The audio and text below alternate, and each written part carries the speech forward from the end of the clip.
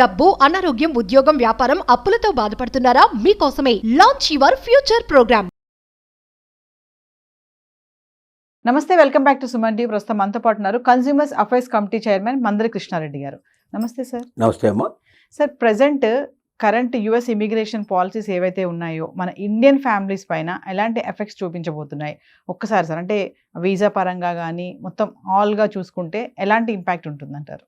Trump రెండోసారి అధికారంలోకి వచ్చిన తర్వాత ఒక కసి, ఒక ద్వేషం చూపించే పరిస్థితి ఏర్పడింది. ఎందుకంటే అతను అమెరికా ఎలక్షన్స్ టైంలో, తన ప్రెసిడెంట్ ఎలక్షన్స్ టైంలో చాలా ప్రామిస్లు చేశాడు. నేను ఈ దేశాన్ని సుసంపన్నం చేయడానికి ప్రయత్నం చేస్తాను, సుసంపన్నం చేయడంతో పాటుగా ఇక్కడ ఉన్నటువంటి వలసదారులందరినీ నేను ఏరిపాసేసి వాళ్ళని రెక్కలకు సంకెళ్ళు వేసి తీసుకెళ్ళి ఆ దేశాలు వదిలిపెట్టేస్తాను, వలస వాళ్ళు లేకుండా చేస్తాను, ఓన్లీ ప్యూర్ అమెరికన్స్ తోటి నేను నడిపిస్తాను, ఏ కంపెనీలు అయితే బలంగా ఉన్నాయో, ఏ కంపెనీల వల్ల అయితే అమెరికాకు లాభం చేకూరుతుందో ఆ కంపెనీలు మాత్రమే ఎవరినైనా కొంతమందిని ఎంప్లాయీస్ తెచ్చుకునేందుకు అవకాశం కల్పిస్తాను, ఏ ఎంప్లాయీ అయిన రూపంలో ఇక్కడికి వచ్చినా ఇక్కడే సంపాదించాలి, ఇక్కడే ఖర్చు పెట్టాలి, లేదా వాళ్ళ దేశం నుంచి తీసుకొచ్చి ఇక్కడ ఖర్చు పెట్టాలి తప్ప ఈ దేశాల నుంచి విదేశాలకు పంపించడానికి ఎట్టి పరిస్థితుల్లో నేను ఒప్పుకోను. ఇలా రకరకాల వాగ్దానాలు చేసి అతను అధికారంలోకి వచ్చాడు. దాన్ని నెరవేర్చడానికి అతనుకున్న చట్టాల గురించి కూడా అవగాహన లేకుండా, చట్టాల గురించి పట్టించుకోకుండా, ఎగ్జిస్టింగ్ చట్టాలు ఒప్పుకోకపోయినప్పటికీ తన మొండివాదంతో అనేక రకాల కొత్త చట్టాలు తీసుకొచ్చే ప్రయత్నం చేశాడు, కొత్త ఆర్డర్స్ పాస్ చేశాడు. అవి కోర్టులోకి వెళ్ళి అతనికి ఎగనెస్ట్గా కూడా వచ్చినవి కూడా జరిగినాయి. అన్నిటికన్నా ముఖ్యంగా వలసదారులు ఇప్పుడు అమెరికన్ ప్రెసిడెంట్ని వ్యతిరేకిస్తూ సుమారుగా 50% దేశాలు, సగం దేశాలు దాదాపుగా వ్యతిరేకించే పరిస్థితి ఏర్పడింది. వలసవాదులు కొన్ని రాష్ట్రాల్లో 34%, 35% దాకా ఉన్నారు. అంటే 100 మంది అమెరికన్లు ఉంటే, అక్కడ అమెరికా దేశంలో 100 మంది ఉంటే దాంట్లో 35 మంది ఇతర దేశాల నుంచి వచ్చిన వాళ్ళే ఉన్నారు. 65 మంది మాత్రమే అక్కడ వాళ్ళు ఉన్నారు. ఈ పరిస్థితుల్లో ఈ వలసవాదులు లక్షల మంది, కోట్ల మంది అంతా ఏకమై ట్రంప్కు వ్యతిరేకంగా నినాదాలు చేస్తున్నారు, ప్లకార్డులు పట్టుకొని బయటకు వస్తున్నారు. ఎట్టి పరిస్థితుల్లో ట్రంప్ దిగిపోవాలి అని చెప్పి విపరీతంగా గొడవ పెడుతున్నారు.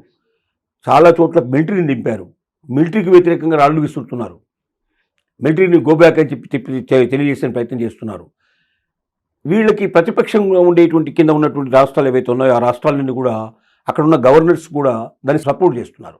మా దేశం నుంచి వలసవాదులు మేము పంపించాం, ఎందుకంటే వలసవాదుల వల్ల ఏమవుతుందంటే అక్కడ వ్యవసాయం అభివృద్ధి అయింది, అక్కడ పరిశ్రమలు అభివృద్ధి అయినాయి, అక్కడ వ్యాపారాలు అభివృద్ధి అయినాయి. వలసవాదుల వల్ల ఇదంతా జరుగుతోంది.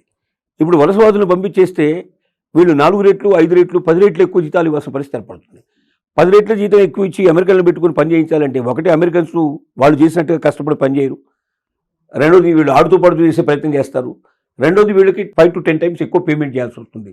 దానివల్ల మేము పని తక్కువ జరుగుతుంది, ఎక్కువ పని మనకు వేతనం ఇవ్వాల్సి వస్తుంది. దానివల్ల మేము నష్టపోతాం, మా వ్యాపారాలు సక్రమంగా నడవు, మా ఇండస్ట్రీస్ నడవు, మా వ్యవసాయాలు నడవు.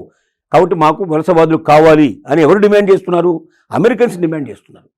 ఈ పరిస్థితుల్లో ట్రంప్ దిగిపోతాడేమో అన్న ఆలోచనలు కూడా చాలామంది చేస్తున్నారు. అక్కడ చెప్తున్నటువంటి అక్కడ మేధావులు దాన్ని విశ్లేషించి ప్రయత్నం చేస్తున్నారు.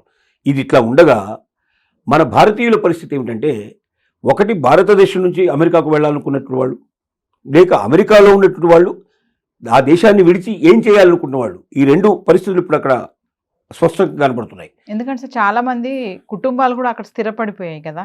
మరి వచ్చే కొత్త లాస్ ఏవైతే వస్తున్నాయి చట్టాలు, మరి అవి వాళ్ళ పిల్లలకి కానీ ఇవన్నీ కూడా ఇబ్బంది కదా. చాలా ఇబ్బంది, మామూలు ఇబ్బంది కాదు. ఎందుకంటే అంతకుముందు ఏముండేదంటే, అమెరికాలో పోయిన తర్వాత పుట్టిన పిల్లలు ఎవరుంటే, అంటే వాళ్ళు ప్రెగ్నెన్సీ ఎక్కడైనా జరగవచ్చు, ప్రపంచంలో ఏ మూలనైనా ప్రెగ్నెన్సీ జరిగినా అమెరికాకు వెళ్ళి అక్కడ బర్త్ అంటూ జరిగితే వాడు అమెరికన్ కింద లెక్క అయ్యేవాడు, సిటిజన్, ఆటోమేటిక్గా సిటిజన్ ఉండేది. నేచర్ ప్రతి దేశంలో కూడా అదే ఉంటుంది. ఏముంటుంది, ఆ దేశంలో పుట్టినప్పుడు ఆ దేశం బిడ్డ అవ్వడానికి అవకాశం ఉంటుంది.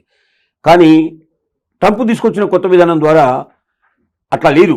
ఒకవేళ తల్లి తండ్రి ఇద్దరు కూడా వాళ్ళు అమెరికన్ సిటిజన్స్ అయితే, అంటే గ్రీన్ కార్డే కాదు, సిటిజన్షిప్ వచ్చి ఉండాలి వాళ్ళకి. ఇద్దరికీ సిటిజన్షిప్ వచ్చిన పుట్టిన పిల్లలు మాత్రమే అమెరికన్ పిల్లల కింద పరిగణిస్తాం. అందులో ఒకరికి గ్రీన్షిప్ ఉండి ఇంకోటి గ్రీన్ కార్డు లేకపోయినట్టయితే, అంటే సిటిజన్షిప్ లేకపోయినట్టయితే ఆ పిల్లల్ని మేము ఆ దేశం సంబంధించిన పౌరులుగానే పరిగణిస్తాం తప్ప వాళ్ళు ఈ దేశ పౌరులుగా మేము ఇవ్వమని చెప్పాడు. ఇది చాలా మేజర్ డిఫరెన్స్ అన్నట్టు. ఎందుకంటే అమెరికాలో బిడ్డను కనడం కోసమే చాలామంది ఇక్కడి నుంచి ప్రెగ్నెన్సీ వచ్చిన తర్వాత కూడా 8th monthలో 8th మంత్లో కూడా ప్రయాణాలు చేసి వెళ్ళిన వాళ్ళు ఉన్నారు. ఉన్నారు. అంటే జనరల్గా ప్రయాణానికి ఒప్పుకోరు, డాక్టర్లు వద్దని వారిస్తారు. అయినప్పటికీ ఎందుకంటే మరి అక్కడికి వెళ్ళి బిడ్డను కంటే అమెరికన్ బిడ్డ అయిపోతాడు, సిటిజన్షిప్ వచ్చేస్తూ మనకి ఈజీగా మన బిడ్డ గురించి మనం బాధపడాల్సిన అవసరం లేదని భయతుల్లో చేశారు ఆ పని. ఇప్పుడు అవన్నీ మట్టి కట్టుకుపోయినాయి. ఇప్పుడు అమెరికన్ ఫ్యామిలీస్లో ఏం చేయాలో, అమెరికాలో ఉన్నటువంటి ఇండియన్స్ కానీ ఇతర దేశాలు కానీ ఏం చేయాలో అర్థం కానీ ఒక భయానకమైన పరిస్థితిలో ఉన్నారు వాళ్ళు.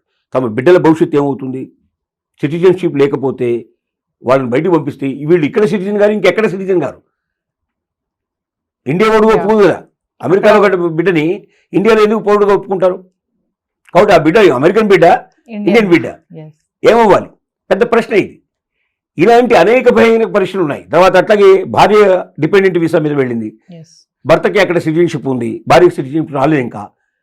అట్లా పడి ఉన్నటువంటి చాలా ఉన్నాయి కేసులు. స్పౌసెస్ ఉంటారు, కొంతమంది స్పౌసెస్ కూడా ఉంటారు. ఇప్పుడు ఏం కావాలి వాళ్ళంతా? వాళ్ళు తిరిగి వెనక్కి రావాలా, వస్తే ఒకరే రావాలా, ఇద్దరు రావాలా, మొత్తానికి వచ్చి భవిష్యత్తు ఏమిటి, కుటుంబ పరిస్థితి ఏమిటి, బిడ్డ ఒకవైపు, భార్య ఒకవైపు, భర్త ఇంకోవైపు, ఇలా విడిపోయి జీవితం గడపగలరా? కాబట్టి నిద్ర లేని రాత్రులు గడుపుతున్నాను నేను చెప్పాలంటే. ఇలాంటి పరిస్థితుల్లో మనం ఇచ్చే సలహాలు ఏమిటంటే, ముఖ్యంగా ఒకటి, ఆ దేశం సురక్షితమా కాదా వాళ్ళకున్న పరిస్థితులన్నీ అంచనాలు వేసుకొని ఆ దేశం సురక్షితం కాకపోతే ఆల్టర్నేటివ్స్ ఉన్నాయి. ఒకటి యూకే. ఇవాళ యూకేలో బ్రహ్మాండమైన అవకాశాలు ఉన్నాయి. యూకే రమ్మని పిలుస్తోంది. యూకే లోపల మనకు యునైటెడ్ కింగ్డమ్లో లండన్ కానీ మిగిలినటువంటి యూరోప్ దేశాల్లో కానీ చాలా దేశాల లోపల మంచి పరిస్థితులు ఉన్నాయి, స్థిరమైన ప్రభుత్వాలు ఉన్నాయి. అక్కడ ఇక్కడికన్నా తక్కువ వీసా ఛార్జెస్ ఉంటాయి, ఇక్కడికన్నా బహుళ ప్రయోజనాలు అక్కడ ఉండే అవకాశాలు ఉన్నాయి. జీతం కొంచెం తక్కువ రావడానికి అవకాశం ఉంది, కానీ జీవితం సుస్థిరంగా నిర్మించుకోవడానికి పాసిబిలిటీ ఉంది. ఇలాంటి తలతిక్క వ్యవహారాలు అక్కడ లేవు. ట్రంప్ లాంటి వాడు అక్కడ లేడు కాబట్టి విధానాలన్నీ పర్ఫెక్ట్గా ఉంటాయి కాబట్టి కనీసం భవిష్యత్తు అన్నా బాగుంటుందని ఒక నమ్మకంతో, విశ్వాసంతో బతకడానికి అవకాశం ఉంటాయి. అంటే సార్ ఇప్పుడు యుఎస్ ఇమిగ్రేషన్ వాళ్ళు ఈ ఫ్యామిలీ బేస్డ్ వీసాస్ ఏమన్నా ఉంటాయా అసలు? ఫ్యామిలీ బేస్డ్ అంటే ఇప్పుడు గోల్డ్ కార్డ్ ఏంటి? ఒక వ్యక్తికి 49 కోట్లు. సపోజ్ భార్యాభర్తలు ఇద్దరు ఉన్నారనుకోండి, ఇద్దరు కట్టాల్సి వస్తుంది. అలాగే ఇంట్లో నలుగురు ఉంటే నలుగురు కట్టాల్సి వస్తుంది. అంటే దాదాపు కొన్ని 100 కోట్లు వెచ్చిస్తే అందరికీ వీసాలు వస్తాయి, కుటుంబంతో హాయిగా ఉండొచ్చు. మరి అన్ని 100 కోట్లు మరి పెట్టగలిగే వాళ్ళు ఎంతమంది ఉంటారు? చాలా తక్కువ మంది ఉంటారు. అసలు అమెరికాకు వెళ్ళిన వాళ్ళలో ఎక్కువ మంది ధనవంతులు వెళ్ళలేదు. పేదవాళ్ళు, ఇక్కడ కష్టపడి పైకి వచ్చిన వాళ్ళు, చదువుకోవడానికి అక్కడ వెళ్ళి అక్కడ స్థిరపడ్డ వాళ్ళు ఎక్కువ మంది ఉన్నారు. అక్కడ సంపాదించారు, తర్వాత అక్కడ కోటీశ్వరులు అయినారు, అక్కడ ధనవంతులు అయినారు. కానీ ఇక్కడే ధనవంతులైన వాళ్ళు వెళ్ళి ఇండియాలో మనకు వ్యాపారం అక్కర్లేదు వెళ్ళి అమెరికాలో వ్యాపారం చేస్తాను వెళ్ళిన వాళ్ళు వేళ్ల మీద లెక్కించిన వెళ్ళిన వాళ్ళు ఉంటారు, అంతకన్నా ఎక్కువ ఉండరు. ఇప్పుడు ఏమైందంటే ఇక్కడి నుంచి వెళ్ళి అక్కడ స్థిరపడాలనుకున్న వాళ్ళు కళలన్నీ కళలైపోయినాయి. ఎవరైనా అట్లా వెళ్ళాలనుకుంటే వాళ్ళకి తెచ్చిన ఏంటంటే, అక్కడ ఉన్న కంపెనీలు, బలమైన కంపెనీలు మిమ్మల్ని పిలుస్తున్నాయా లేదా ముందు చెక్ చేసుకోండి. అక్కడ బాగా బలమైన కంపెనీ కావాలి. అక్కడ ఏదో వాళ్ళకేస్తే స్థిరత్వం లేనట్టు వాళ్ళ వీసాలు అంగీకరించదు అక్కడ అమెరికన్ గవర్నమెంట్. బలమైనటువంటి పెద్ద పెద్ద కంపెనీస్ ఏవైతే ఉన్నాయో అవి అట్లాంటి ఫార్చ్యూన్ కంపెనీలు ఏవైనా ఉంటే ఆ కంపెనీలు మిమ్మల్ని ఇన్వైట్ చేయగలిగితే ఆ లెటర్ మీకు బాగా పనికొస్తుంది. దాని పేరు మీకు H1 వీసాలు, మంచి వీసాలు, H4 వీసా కానీ, H1 వీసాలు కానీ ఇలాంటివన్నీ అక్కడ దొరికే అవకాశాలు ఉన్నాయి. L1 వీసాలు కానీ, L4 వీసాలు కానీ దొరుకుతాయి. వీటి లోపల మీరు వెళ్ళి ఏదైనా ఒక బలమైన వీసా మీకు ఉన్నట్టయితే మీరు వెళ్ళడానికి మీరు సిద్ధపడండి. కానీ చిన్న చిన్న కంపెనీలు వాటికే సరిగ్గా స్థిరత్వం లేనటువంటి మీకు ఇచ్చినా కూడా అక్కడికి వెళ్ళిన తర్వాత మీకు ఎంతకాలం ఉంటారో మీకే తెలియని పరిస్థితి. అంటే ఇక్కడ ఉన్న అవకాశాలను వదులుకొని మీరు మూటమల్లి సర్దుకొని అక్కడికి వెళ్ళి అక్కడ స్థిరత్వం లేక ఇక్కడ ఉన్నది కోల్పోయి రెంట్కి జెండా రేవడిపోయే పరిస్థితి ఏర్పడుతుంది. అంటే సార్ ఇప్పుడు గ్రీన్ కార్డ్ సిటిజన్ లేని వాళ్ళు ఇండియన్ ఫ్యామిలీస్ అక్కడ ఉంటారు కదా కొంతమంది, వాళ్ళందరినీ కూడా చెక్ పెట్టే టైం అంటారా? 100% వెళ్ళమని కదా చెప్పేది. ఇప్పుడు అతను ఏమంటున్నాడు, వేరి పంపించేందుకు ప్రయత్నం చేస్తున్నాడు. గ్రీన్ కార్డు ఉన్న వాళ్ళని ఇప్పుడు ఇమీడియట్గా ఏం పంపించకపోయినా వాళ్ళు ఏదైనా తప్పు చేస్తే మాత్రం వెంటనే గ్రీన్ కార్డు క్యాన్సిల్ చేసి పంపించే అవకాశాలు ఉన్నాయి. ఓకే, ఇప్పుడు గ్రీన్ కార్డు కూడా లేని వాళ్ళు చాలా మంది ఉన్నారు. గ్రీన్ కార్డు లేదు, ఊరికనే ఏదో ఒక వీసా మీద పోయారు. అక్కడికి స్టూడెంట్ వీసా మీదనో లేకపోతే H1B వీసా వెళ్ళారు. 3 ఏళ్ళు 5 ఏళ్ళు అయిపోయింది, అక్కడ కంపెనీతో పని ముగించింది, బయటకు వచ్చేసారు. ఇంకో కంపెనీ దొరికించుకునే ప్రయత్నంలో ఉన్నారు, లేదా చిన్న చితక ఉద్యోగాలు చేస్తున్నారు. ఇప్పుడు వాళ్ళందరిది అభద్రతా భావమే. ఎందుకంటే వీసా లేదు వాళ్ళ దగ్గర. నిజం చెప్పండి, వీసా అయిపోయింది, ఇల్లీగలే. ఒక్కరోజు ఉన్నా అది ఇల్లీగల్ కిందకే వస్తుంది. వీళ్ళని ఏ క్షణంలో అయినా పట్టుకొని బయటకు పంపించే అవకాశాలు ఉన్నాయి. ఎందుకంటే ట్రంప్ ఫస్ట్ తీసుకున్న నినాదమే ఇల్లీగల్ ఇమిగ్రేషన్స్. ఎప్పుడైతే అధికారంలోకి వచ్చాడో ఫస్ట్ సంతకం పెట్టింది అది. ఎవరైతే ఇల్లీగల్గా వచ్చారో వాళ్ళని ఖచ్చితంగా ఏరి పారేయడమే. సో ఓవరాల్గా సార్, అంటే మన ఇండియన్ ఫ్యామిలీస్కి ప్రస్తుతం అక్కడ ఉన్నటువంటి పరిస్థితి చెప్పారు, ఇలా ఇలా ఉంటుంది, ఇల్లీగల్గా ఉంటే ఖచ్చితంగా బ్యాక్ రావాల్సిందే, గ్రీన్ కార్డ్ ఉన్నా వాళ్ళని ఏరి బయటకు పంపించాల్సిందే. ఫైనల్గా ఏం చెప్తారు సార్? ఫైనల్గా నేను చెప్పేది ఒకటే, అభద్రతా భావంతో బతకండి. అభద్రతా భావంతో బతకడం అంటే ప్రతిరోజు నరకం అనుభవించడమే. ఏమవుతుందో తెల్లాదేశంగానే ఏం జరుగుతుందో భయంతో బతకడం కన్నా నిర్భయంగా బతకడానికి ప్రయత్నించండి. డబ్బు ఒకటే జీవితం కాదు, డబ్బుతో పాటుగా మనిషి స్థిరమైన జీవితం గడపాలి, ప్రశాంతమైన జీవితం గడపాలి, రేపటి గురించి భయం ఉండకూడదు, బ్రతుకు గురించి భయం లేనటువంటి జీవితం గడపాలి. దాన్ని నిజమైన జీవితం అంటారు. మంచి జీవితానికి, నిజమైన జీవితానికి మనం స్థిరపడాలి తప్ప మనం ఒక పెద్ద దేశం, ఇక్కడ బాగా సంపాదించే అవకాశాలు ఉండొచ్చు దండి కానీ ఉద్దేశంతో ఉంటే ఏ క్షణంలో మిమ్మల్ని ఇబ్బంది పెడతారో, ఏ క్షణంలో మిమ్మల్ని పట్టుకుని సంఖ్యలు వేసి పంపిస్తారో తెలియనటువంటి పరిస్థితి బతకడం అనేది అది సరైనది కాదు. దాన్ని మనం ఎట్టి పరిస్థితుల్లో సలహా ఇవ్వకూడదు. కాబట్టి మీకు దగ్గర బలమైన వీసాలు ఉన్నాయా లేదా చెక్ చేసుకోండి. మీ బిడ్డకు సిటిజన్షిప్ వచ్చిందా లేదా, మీ బిడ్డకి అనుమానం ఉన్నా, లేకపోతే భార్య డిపెండెంట్ వీసా మీద వచ్చి ఇంకా గ్రీన్ కార్డు రాకపోయినా, ఇంకా సిటిజన్షిప్ రాకపోయినా గ్రీన్ కార్డు వాళ్ళని కూడా పంపిస్తూ అంటున్నారు. సిటిజన్షిప్ వచ్చిన వాళ్ళ మీద కూడా ఏదైనా తప్పుంటే బయటకు పంపిస్తూ అంటున్నారు. మీరు అమెరికన్స్ కారు, మీరు వలసవాదులు, మీరు మా దేశానికి బతకడానికి వచ్చారు అని ఇంత నిక్కచ్చిగా చెప్తూ ఉంటే కూడా దాన్ని అర్థం చేసుకోలేని పరిస్థితుల్లో మన వాళ్ళు ఉంటే చాలా కష్టతరమైన విషయం.